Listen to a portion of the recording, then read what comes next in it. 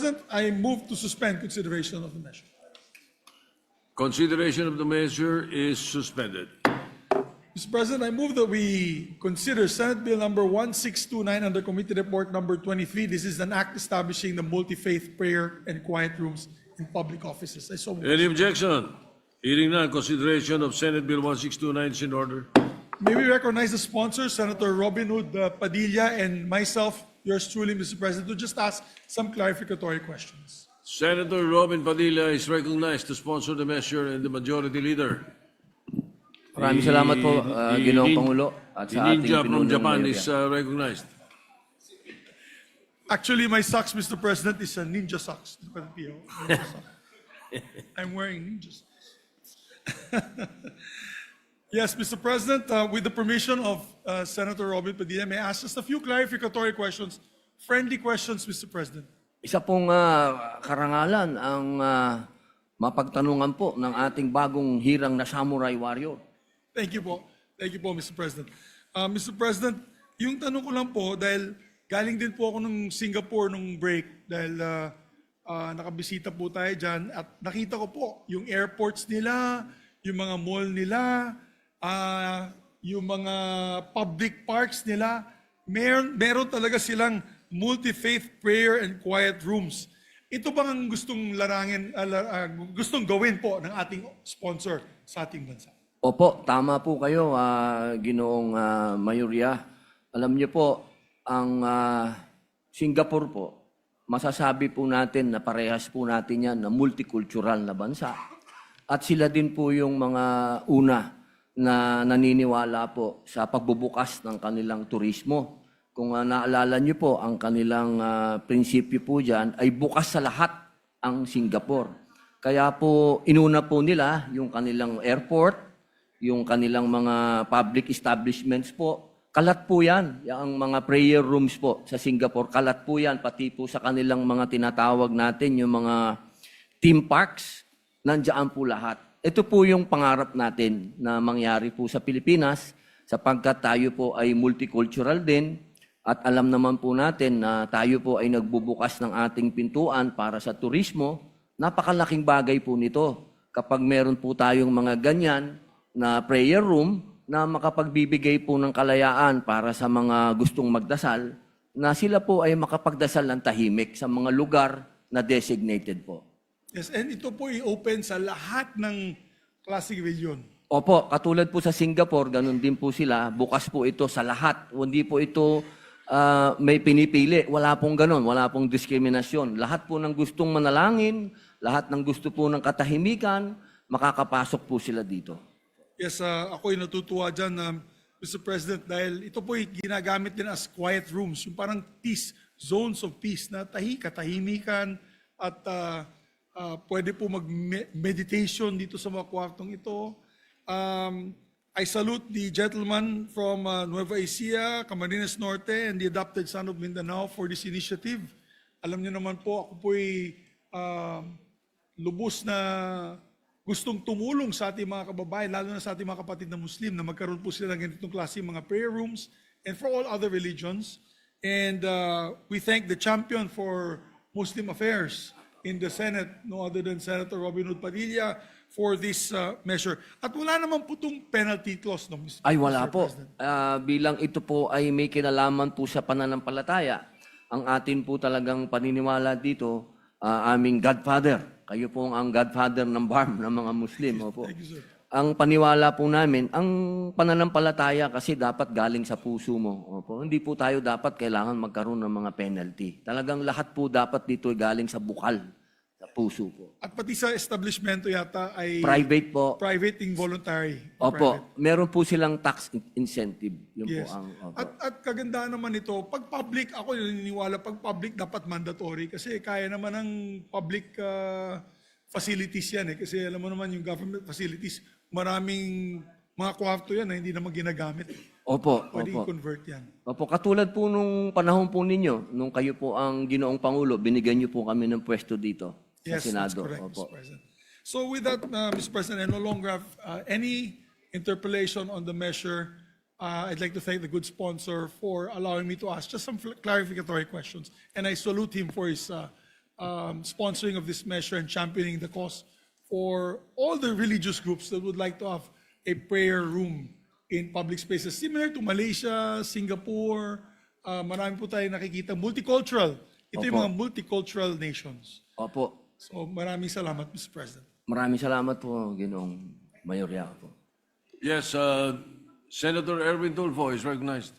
Thank you, Mr. Chair. I would just like to, I'm not going to interpolate, Mr. Chair, but manifest my support on this committee report, Mr. Chair.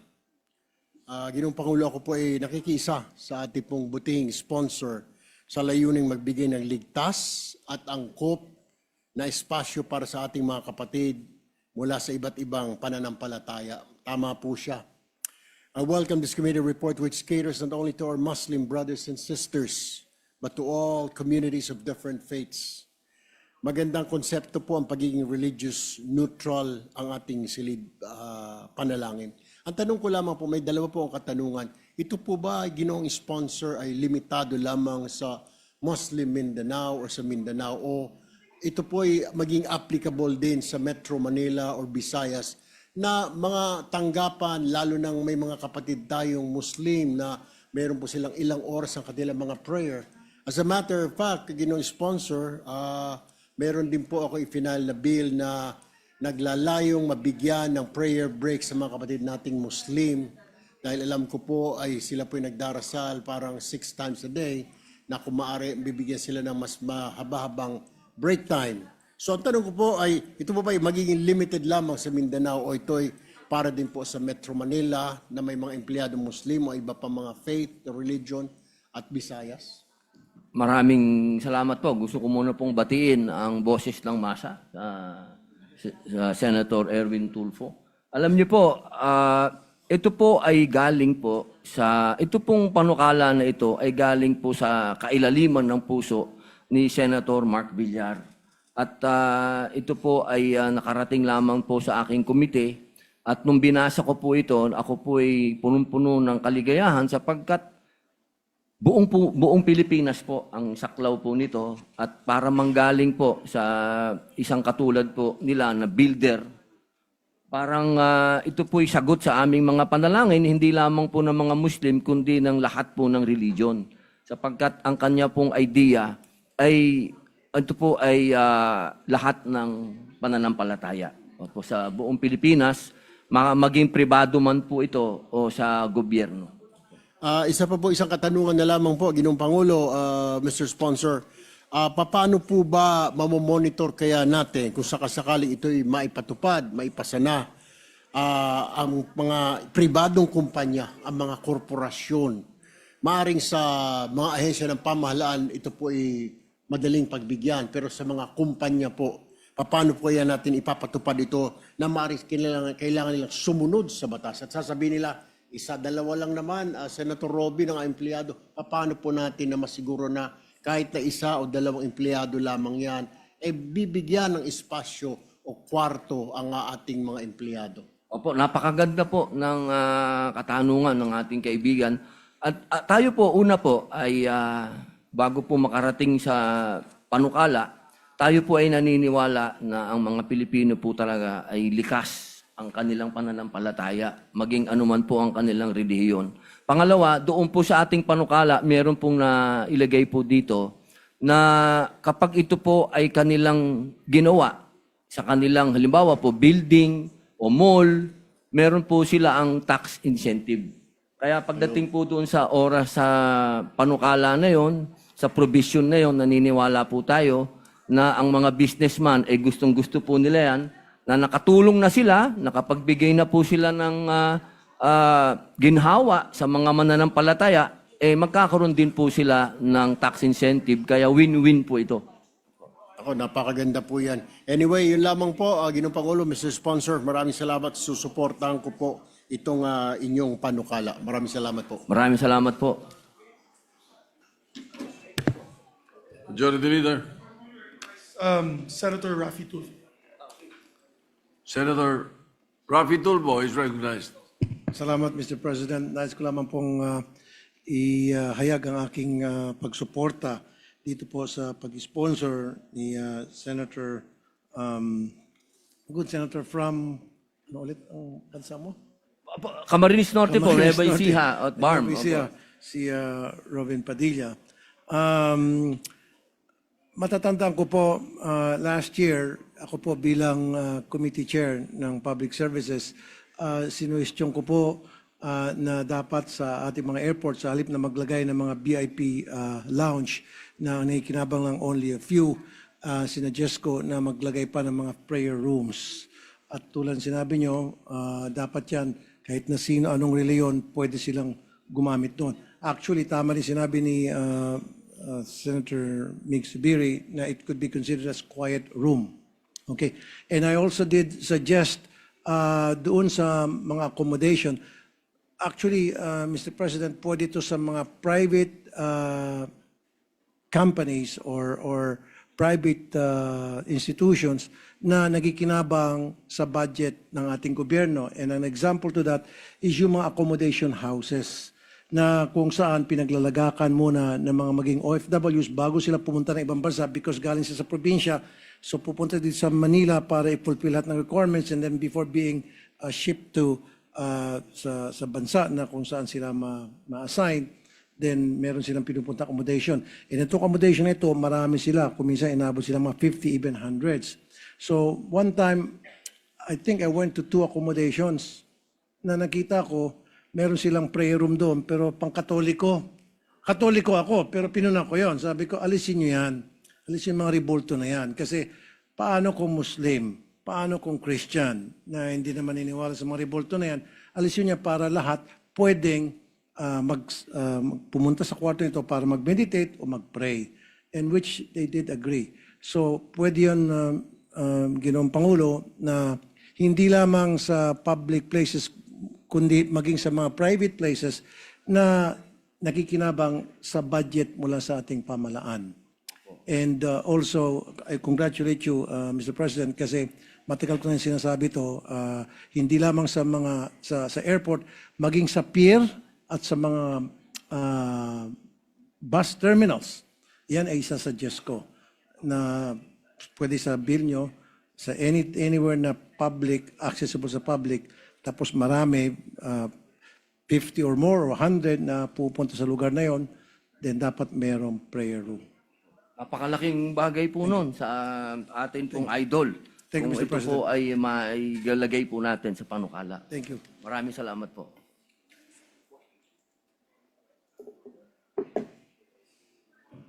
Thank you. Majority Leader. May I just ask for a minute suspension, Mr. President, to confer with the sponsor? Session suspended.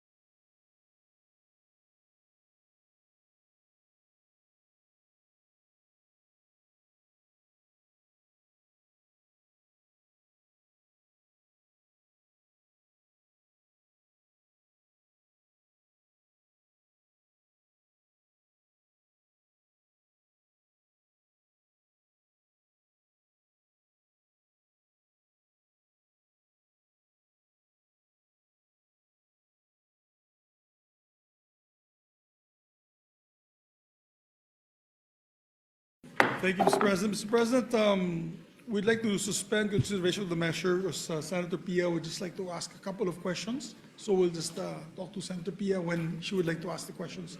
Any objection? Hearing none, the motion is approved. The consideration of the measure is suspended. Mr. President, may we recognize the distinguished colleague, Senator Robin Hood Padilla, for a brief manifestation. Senator Robin Padilla? Opo, Yes, you're maraming recognized. salamat po, Ginoong Pangulo. Maiksi lang po ito, patungkol po ito noong November 25 po. Isang karumal-dumal na krimen po ang nangyari. Ito po ay patungkol sa isang barangay captain na habang siya po ay nagla-live siya po ay binaril. Ito po ay nagkaroon ng napakatinding epekto sa sambayanan sapagkat isang barangay captain, inisnipe po ito habang na siya po ay nagsasalita. Siya po ay inisniper, tinamaan, at namatay. Ang pangalan po niya ay si Oscar Dodong Bukol Jr. Barangay Captain po ng 3 de Mayo sa Digos, Davao del Sur. Ako po ay nag-file. Ito po, nasa kamay ko po ang resolusyon na sana po ay imbestigahan po natin sapagkat ang ganitong ganap po ay isang malaking dagok sa ating demokrasya. Hinihingi ko po na sa lalong madaling panahon, ito po ay maimbestigahan ng ating Senado upang malaman po natin kung ano po talaga ang ugat ng pagkakapatay kay Barangay Captain Dodong Bukol Jr. Yun lamang po, Ginoong Pangulo, maraming salamat po sa pagbibigay ng oras sapagkat humihingi po ng hustisya ang pamilya at ang mga tao po ng 3 de Mayo, Digos, Davao del Sur. Mabuhay po. I-refer natin Boss Robin sa Committee on Public Order.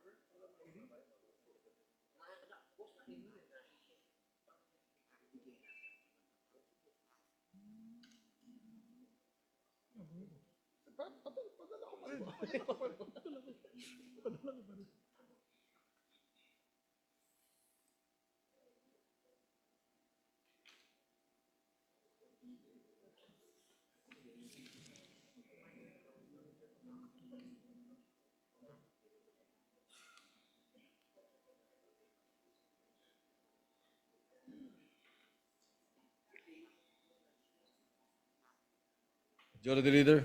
Thank you, Mr. President. May we refer the manifestation or distinguished colleague to the Committee on Public Order and Security? All right, so Order referred. and Safety. Thank you, Mr. President. Mr. President, we have 2 colleagues who would like to avail of the privilege hour. May we recognize Senator Risa Ontiveros for